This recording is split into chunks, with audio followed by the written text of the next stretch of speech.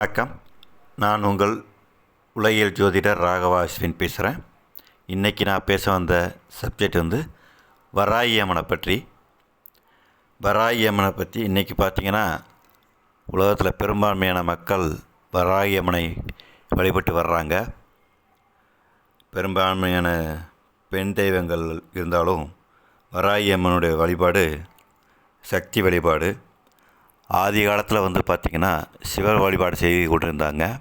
அதுக்கப்புறம் பார்த்திங்கன்னா சக்தி வழிபாடாகிய பெண் தெய்வங்களை வழிபட ஆரம்பித்தாங்க. இப்போது சிவாலயங்களத்தில் கூட நிறைய இடங்களில் வராகியோட படத்தை வச்சு வழிபட்டு வர்றாங்க, பூஜை செஞ்சு கொண்டு இருக்காங்க. அதாவது 7 சப்த கன்னிமார்கள், அதில் ஒருத்தவங்க தான் வராகி அம்மன். 7 சப்தங்களில் 5ஆவதாக உள்ளவங்க வராகி அம்மன்.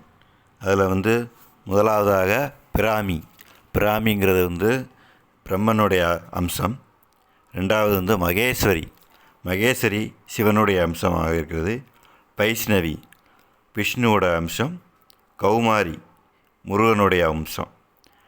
5ஆவதாக வராகி அம்மன் விஷ்ணுவுடைய அம்சம், அதாவது வராகமூர்த்தியோட அம்சமாக இருக்கிறார். இந்திராணி இந்திரனுடைய அம்சமாக இருக்கிறார். 7ஆவதாக சாமுண்டி காளி அம்சமாக இருக்கிறார். அதாவது அந்த காலத்தில் ராஜராஜேஸ்வரி அரக்கர்களை அழிப்பதற்காக உருவாக்கப்பட்டது தான் இந்த வராகி அம்மன். இது போர்ப்படை தளபதிகளில் உள்ள மெயினான போர்ப்படை தளபதி மாதிரி வச்சு வழிபட்டு வந்துகிட்ருக்காங்க.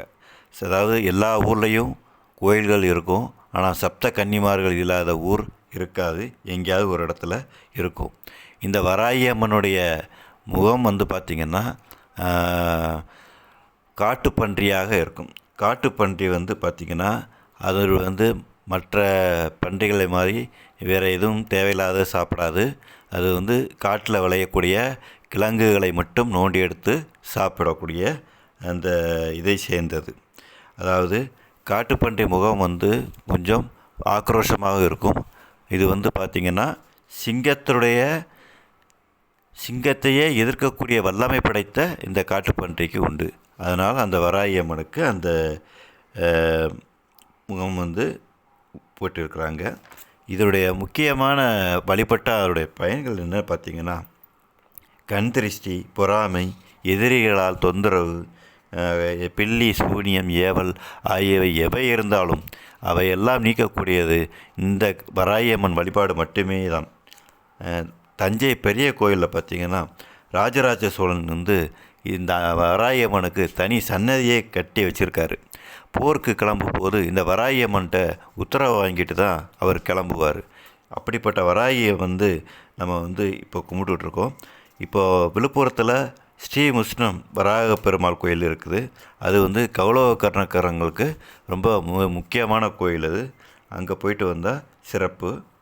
அதே மாதிரி 8 வராகி இருக்கிறதா சொல்கிறாங்க. 8 வராகி, சதுரங்க வராகின்னு ஒன்று இருக்குது.